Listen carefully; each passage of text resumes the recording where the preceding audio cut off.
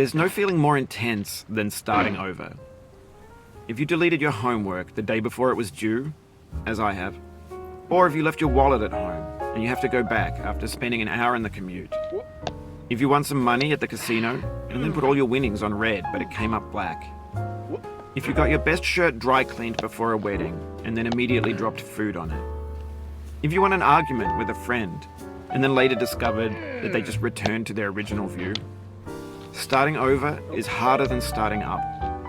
If you're not ready for that, like if you've already had a bad day, then what you're about to go through might be too much. Feel free to go away and come back. I'll be here. Alright, thanks for coming with me on this trip. I'll understand if you have to take a break at any point. Just find a safe place to stop and quit the game. And don't worry, I'll save your progress, always, even your mistakes.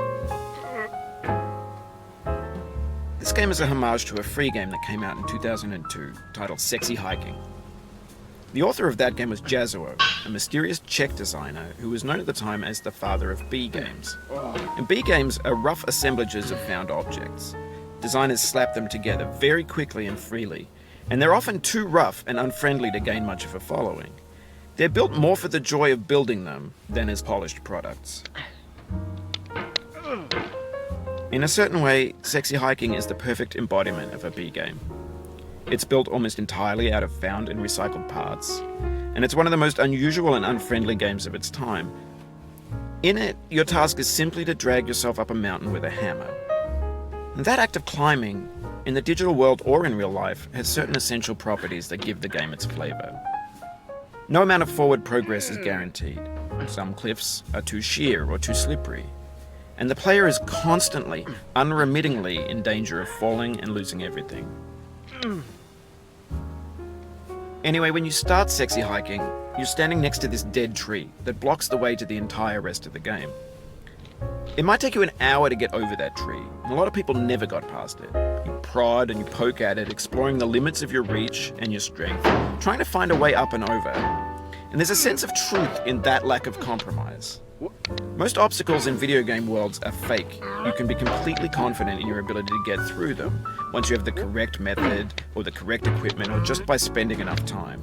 In that sense, every pixelated obstacle in Sexy Hiking is real. The obstacles in Sexy Hiking are unyielding, and that makes the game uniquely frustrating. But I'm not sure Jazzuo intended to make a frustrating game. The frustration is just essential to the act of climbing, and it's authentic to the process of building a game about climbing. A funny thing happened to me as I was building this mountain. I'd have an idea for a new obstacle, and I'd build it, test it, and it would usually turn out to be unreasonably hard. But I couldn't bring myself to make it easier. It already felt like my inability to get past the new obstacle was my fault as a player rather than as a builder. Imaginary mountains build themselves from our efforts to climb them, and it's our repeated attempts to reach the summit that turns those mountains into something real. When you're building a video game world, you're building with ideas, and that can be like working with quickset cement. You mold your ideas into a certain shape that can be played with, and in the process of playing with them, they begin to harden and set until they're immutable, like rock. And at that point, you can't change the world. Not without breaking it into pieces and starting fresh with